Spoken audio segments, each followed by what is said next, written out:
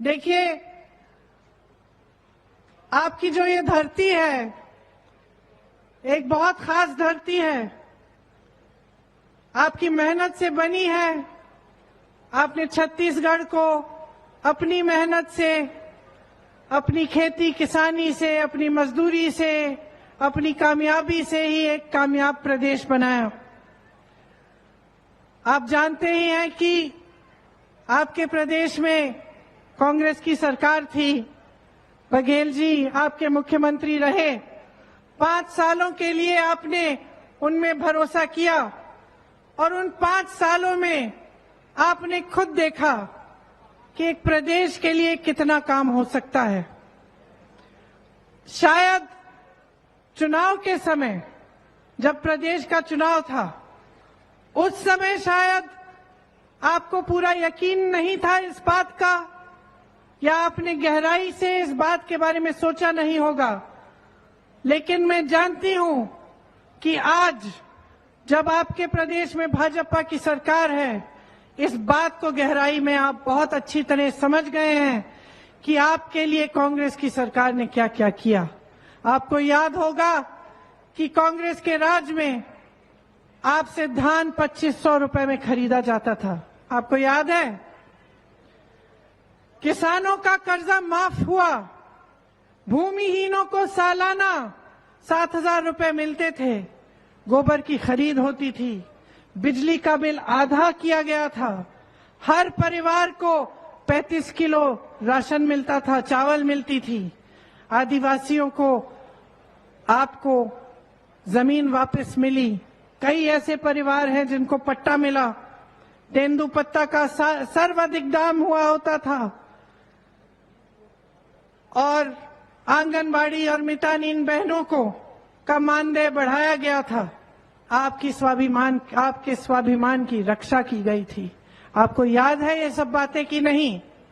और आज जब भाजपा की सरकार है और आपको 5 किलो चावल मिल रहा है, बेरोजगारी बढ़ती चली जा रही है और आपका बेरोजगारी भत्ता बंद किया गया है, गोबर की खरीद बंद हो गई है। जितना काम बघेल जी ने गोठानों के लिए किया था और जितना रोजगार आपको गोठानों से मिलता था, वो सब बंद हो रहा है। वर्मी कंपोस्ट बंद हो रहा है। भूमिहीनों को पैसा मिलना बंद हो रहा है। तो आज आपको पूरी तरह से यह एहसास होगा कि जब कांग्रेस की सरकार थी तो आपकी क्या परिस्थिति थी और जब भाजपा की सरकार है तो आपकी क्या परिस्थिति है। तो फर्क आपको साफ साफ दिख रहा है। आज चुनाव का मौका है। मैं आपके सामने चुनाव की बातें करने आई हूं, लेकिन उससे मैं कुछ गहरी बात करना चाहती हूं। खास तौर से मेरी बहनें यहां बैठी हैं। बहनें, परिवार का सारा बोझ कौन उठाता है? जोर से बोलो। बोलो, हम उठाते हैं। आप उठाती हैं ना? समाज का बोझ कौन उठाता है? बच्चों की परवरिश कौन करता है? जब महंगाई होती है, जब मुश्किल होती है, तो खाना कम कौन खाता है? सबको घर में सुलाने के बाद कौन सोता है? आप ही ना। सबसे ज्यादा कठिनाइयों का सामना कौन करता है? आप करती हैं। जब महंगाई होती है, जब सिलेंडर के दाम केंद्र सरकार बढ़ाती चली जाती है, किसको सबसे ज्यादा संकट होता है?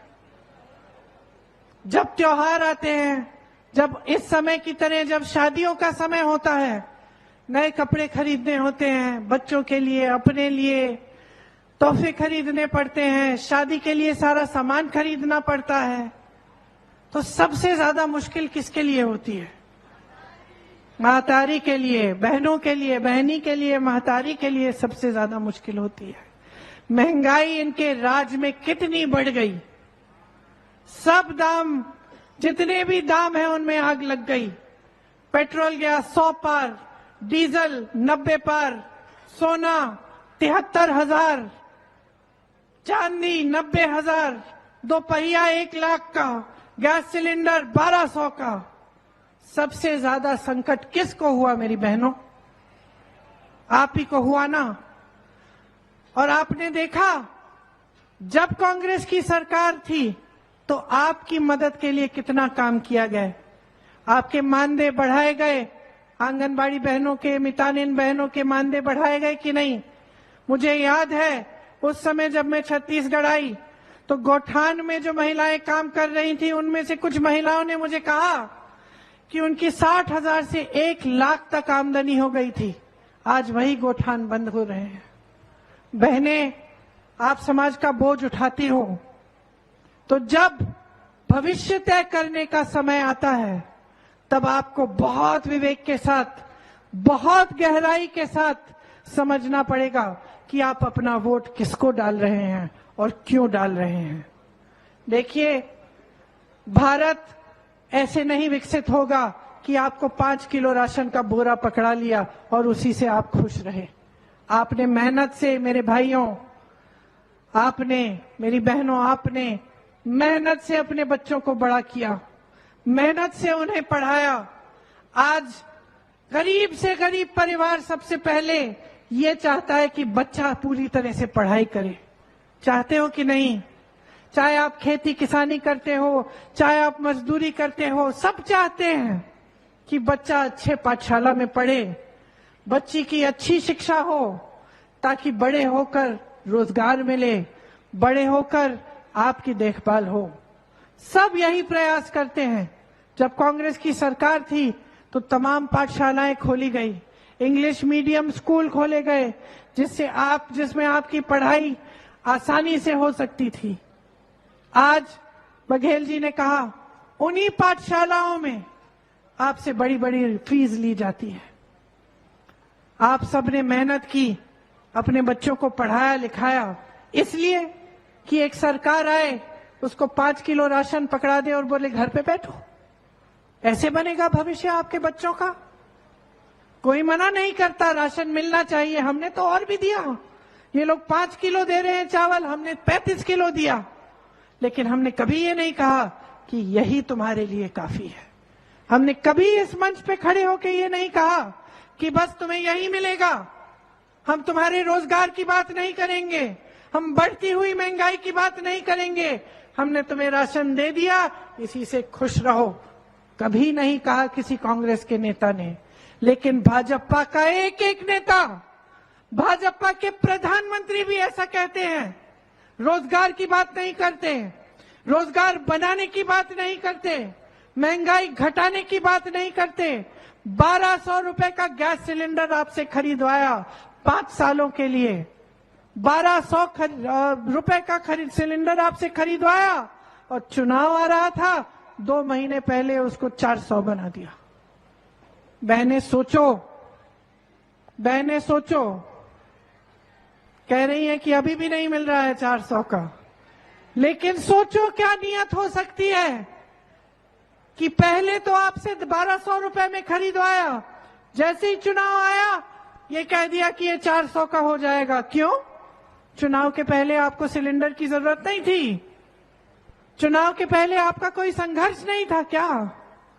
चुनाव के पहले महंगाई नहीं थी? तो चुनाव के पहले क्यों नहीं सोची ये बातें?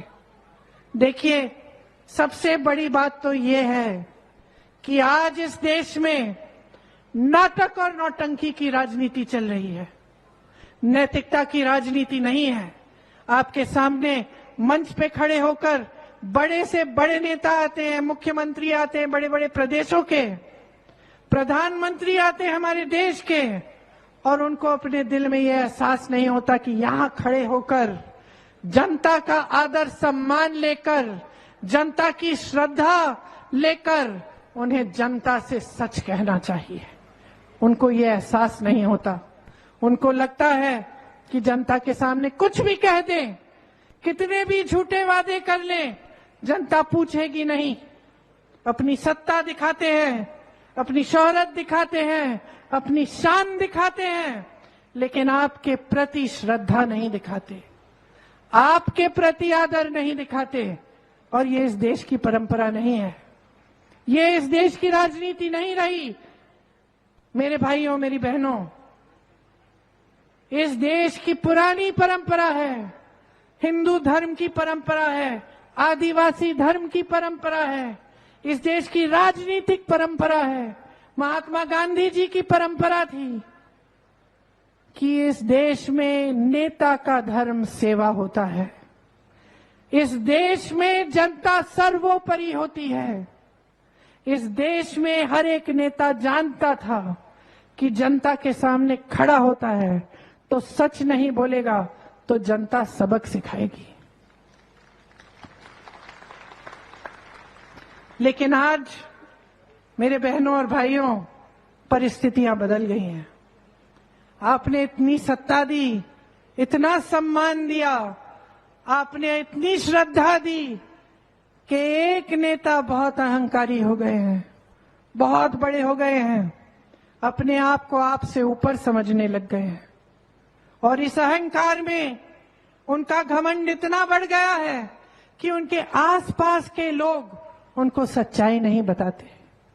आज परिस्थितियां ये हैं कि इस देश के प्रधानमंत्री इस तरह के बड़े मंच पर तो आपके सामने आ जाते हैं, लेकिन आपके बीच कभी नहीं आते, आपके गांव में नहीं आते, आपके घरों में नहीं आते, ये देखने नहीं आते कि आप कैसे जी रहे हो, आपके क्या क्या संघर्ष हैं, आप इतनी महंगाई में कैसे अपनी सब्जियां खरीद रहे हो, कैसे दाल रोटी पूरी हो रही है, किस तरह से बच्चों को पढ़ा रहे हो, वो पूछने तक नहीं आते।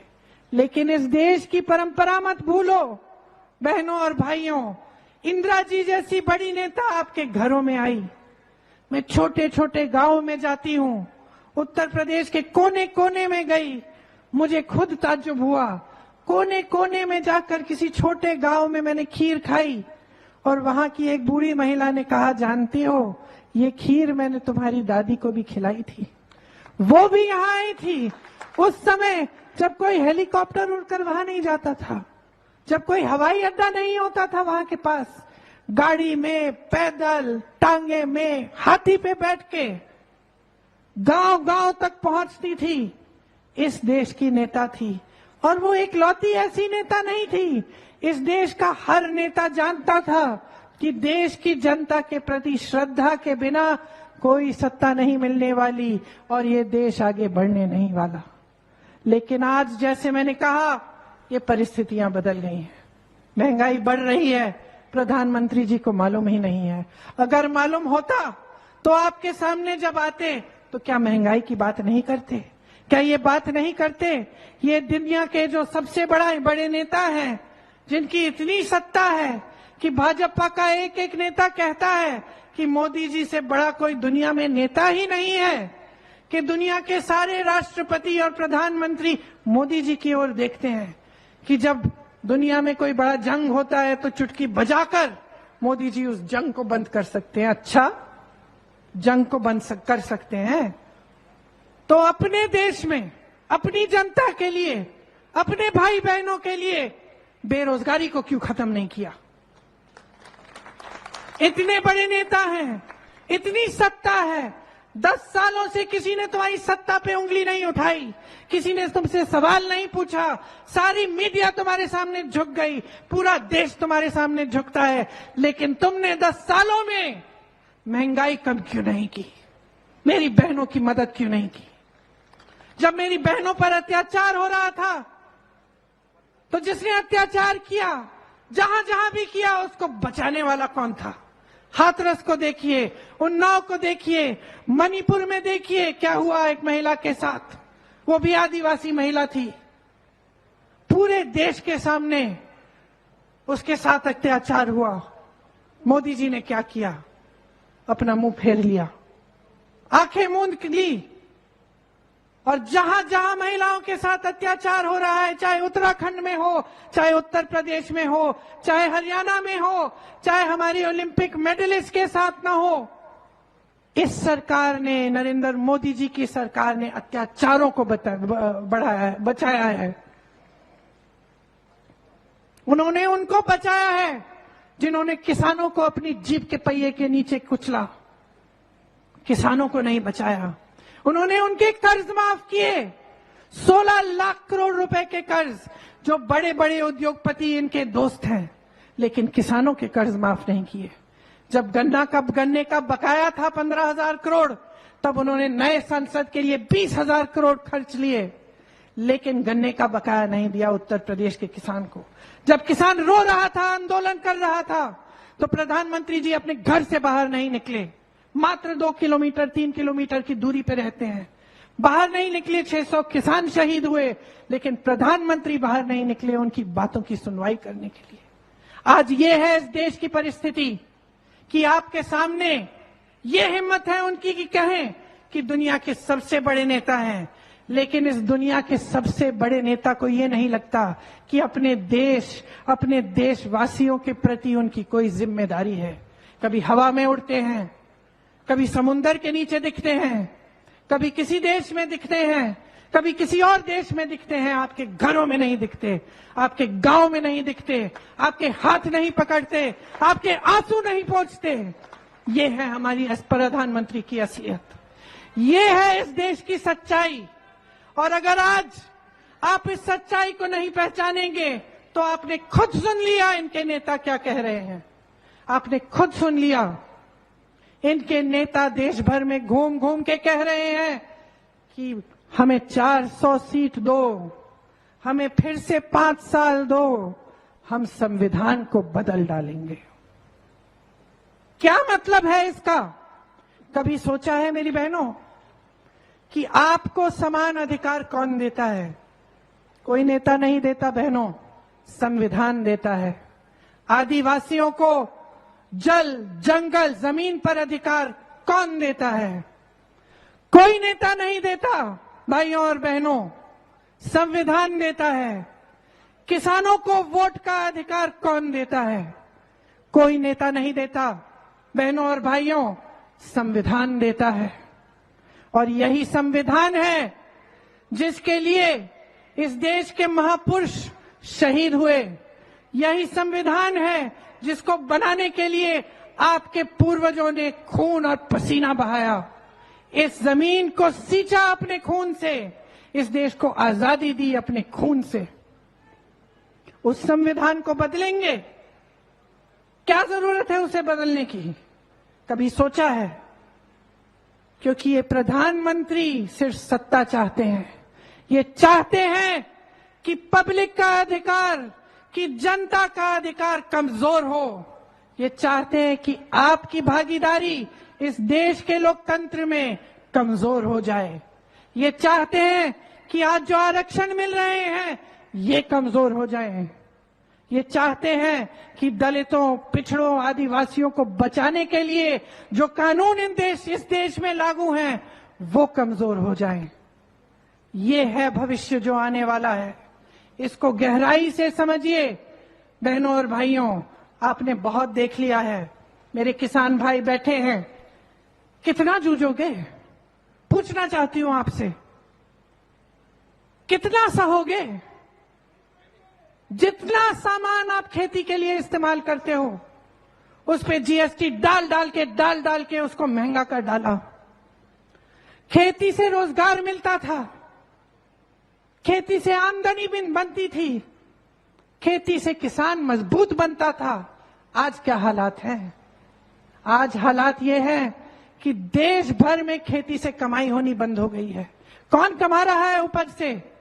अडानी कमा रहे हैं उपज से, बड़े बड़े उद्योगपति कमा रहे हैं। मैं हिमाचल में, मेरा घर है, हिमाचल के किसानों से पूछो, सेब की उपज होती थी, दाम किसान तय करता था, आज दाम अडानी तय कर रहे हैं। आज प्रधानमंत्री जी ने अपने बड़े बड़े उद्योगपति मित्रों को इस देश की सारी संपत्ति सौंप दी है। कोयला, सीमेंट, सड़कें, हवाई अड्डे, बंदरगाह, बड़े बड़े पीएसयू के सब्सिडरी सारे अपने बड़े बड़े उद्योगपति मित्रों को सौंप दिए। कोई ये नहीं कहता कि देश में उद्योग नहीं होना चाहिए, होना चाहिए। इस देश को उद्योग ने आगे बढ़ाया है, लेकिन किसी ने ऐसा कभी नहीं कहा कि सिर्फ 2 या 3 बड़े उद्योगपति सारा कुछ खा जाएं, उनके इतने लोन माफ हो जाएं कि किसान मर रहा है, आत्महत्या कर रहा है 10,000 रुपए के लिए, किसान अपनी बेटी की शादी नहीं करा पाता, कर्ज लेना पड़ता है, कर्ज चुका नहीं पाता, आत्महत्या करता है।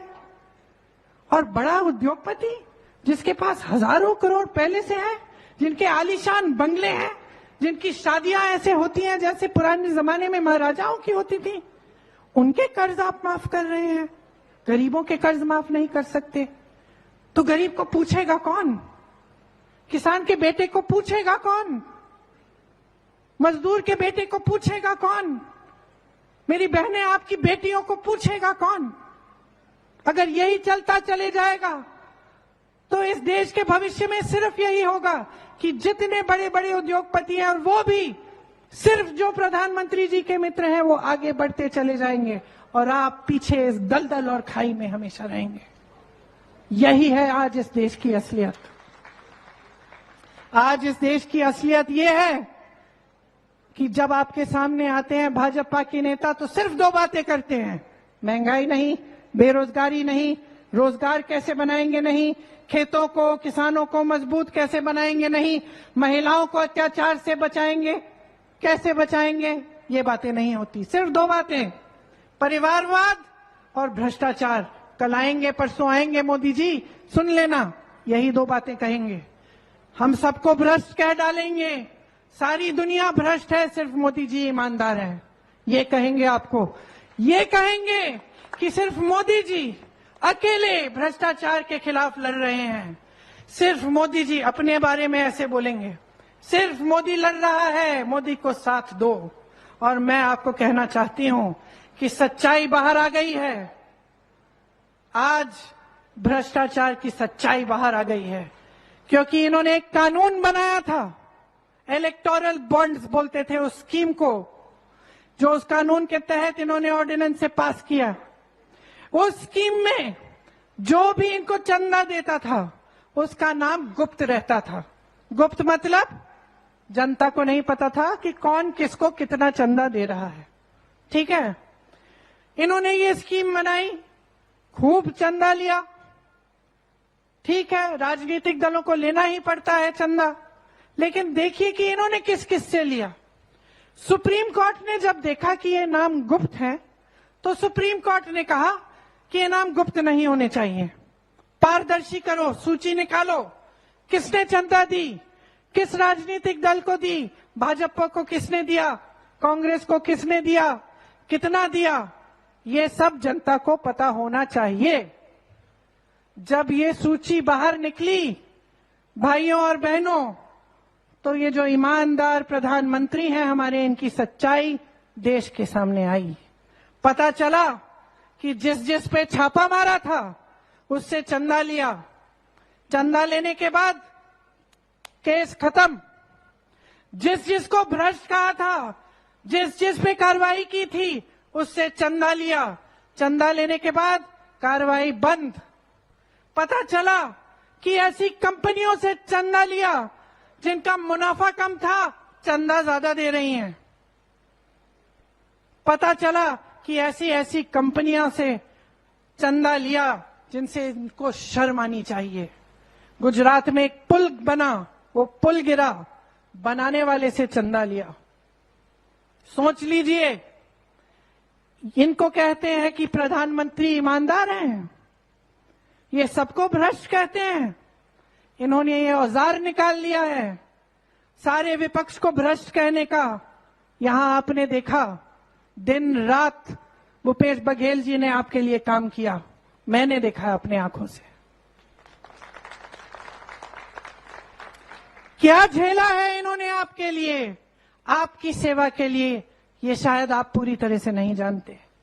इन पे कितने केस डाले गए, इनके कितने लोग गिरफ्तार किए गए, इनको कितना सताया गया, इनके पूरे परिवार को सताया गया। जो बीमार था, जो बुजुर्ग था, जो नौजवान था, सबको सामने बुलाया, छापा मारा, पूछताछ की। हर रोज कोई नया इल्जाम, हर रोज कोई नया आरोप, ये कहकर कि भ्रष्ट है, भ्रष्ट है, भ्रष्ट है। और कह कौन रहा था, कह कौन रहा था? कह वो रहे थे जिस पार्टी के नेता इलेक्टोरल बॉन्ड्स की स्कीम लाए। कह वो रहे थे जो आज सबसे भ्रष्ट साबित हुए हैं। और इतने भ्रष्ट हैं भाइयों और बहनों कि आरोप लगाते हैं।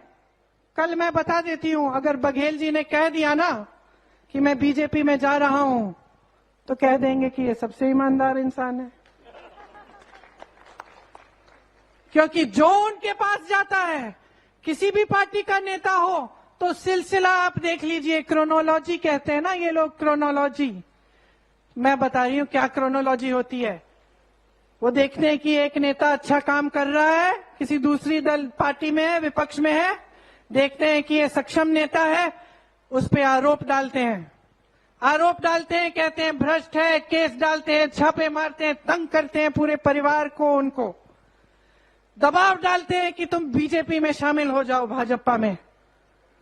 वो बेचारा दबाव में आ जाता है, शामिल हो जाता है। जैसे ही शामिल हो जाता है, सारे केस खत्म, धुल जाता है, पाक हो जाता है। और वही परिवारवाद की बातें कहते हैं कि हम सिर्फ अपने परिवारों को देखते हैं। अच्छा, तो जितने भी बेटे बेटियां, चाची चाचियां, जो भी हैं राजनीतिक परिवारों के, जो भी इनकी पार्टी में शामिल होना चाहता है, वो खुद खोल ऐसे खोल खात खोल के उनका इंतजार करते हैं, बुलाते हैं उनको, आइए।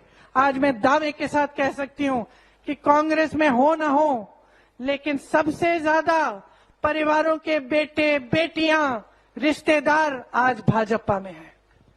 सच्चाई ये है बहनों और भाइयों, सच्चाई ये है कि अगर आप इस देश की राजनीति को बदलेंगे नहीं, आप आज ये नहीं समझेंगे कि जो नेता आपके सामने आता है वो आपकी समस्याओं को सुलझाने की बात करे, अगर आप मजबूर नहीं करोगे नेताओं को, अगर आप राजनीतिक दलों को मजबूर नहीं करोगे कि आपकी बातों पे चुनाव लड़ा जाए, कि आपके मसलों पे चुनाव लड़ा जाए, तब आपका भविष्य उज्जवल नहीं हो सकता।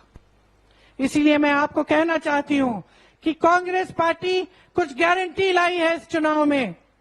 हर गरीब बहन को, जो सबसे बड़ी गरीब महिला है एक परिवार में, उसको सालाना 1 लाख रुपए की स्कीम हम लाएंगे। 25 लाख तक स्वास्थ्य के लिए आपका इंतजाम होगा, आपका इलाज होगा। 25 लाख रुपए तक मुफ्त में होगा। सरकारी नौकरियों में 50% मतलब आधी नौकरियां महिलाओं को जाएंगी। आशा, आंगनवाड़ी और मितानिन बहनों का मानदेय, केंद्र में मानदेय का एक हिस्सा होता है केंद्र का, उसको बढ़ाया जाएगा।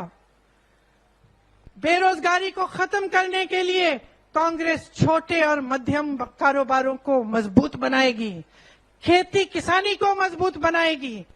जो 30 लाख आज रोजगार केंद्र सरकार में खाली हैं, उनको कांग्रेस भरवाएगी।